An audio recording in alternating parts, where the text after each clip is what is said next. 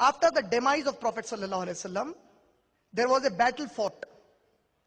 In that battle, at the time of Abu Bakr Siddiq radiyallahu ta'ala anhu, may Allah be pleased with him, in that battle, 70 huffaz Quran, memorizers of the Quran, they were martyred. They were killed in that battle. Umar ibn Khattab proposes a suggestion to Abu Bakr Siddiq, and he says, Ya Amirul Mu'mineen, O you leader of the believers, let us bring all the copies on which the Sahaba, the companions of the Prophet, used to write it down when the Prophet spoke it to them, and let us put it in one place as a compilation. And this work of compilation, collecting all the copies, how was it written down? At that time there was no printing press. At that time there were no papers like we have, A4 size, A3 size. How was it written down? On parches, on the bones of the hips of the camels. It was written down. What Abu Bakr Siddiq did is, he asked them to collect all that material and bring it in one place. Once it was brought to him, what Abu Bakr did is, he made an official copy of it and said, let it be preserved with Hafsa radiyallahu ta'ala anha. It was preserved with Hafsa radiyallahu ta'ala anha. 11,000 acres of land was conquered by the Muslim Sahaba Akram. And almost the same number of land was conquered at the time of Usman radiyallahu ta'ala anhu. A new problem started after that. What was the problem? The problem was, people who were not Arabs, non-Arabic speaking people, whose language, mother tongue was not Arabic, they started embracing Islam. And once they started embracing Islam, they started reciting the Quran. When they were reciting, what actually happened at that time is, they started quarreling with each other. Who? The non-Arabs. For example, there is a word, Wadduha. So some Arab read it as Wadduha, the other one read it as Waddohi, the other one read it as Waddohe. So these people who are non-Arabs, they were getting confused. Is it Wadduha?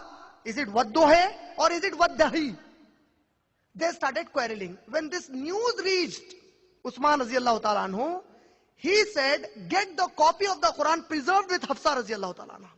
When that was brought, he made the scribes, Zaid bin Harith radiyallahu ta'ala anhu, to copy that, not to write, to copy what was preserved with Hafsa in such a method that with 7 different dialects it can be read.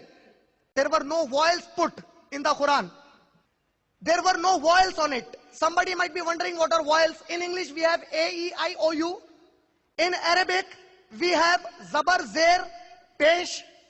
They were not there. You might be wondering why were they not there.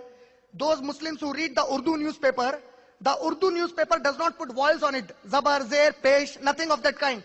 Urdu is our mother tongue. We understand what's written there.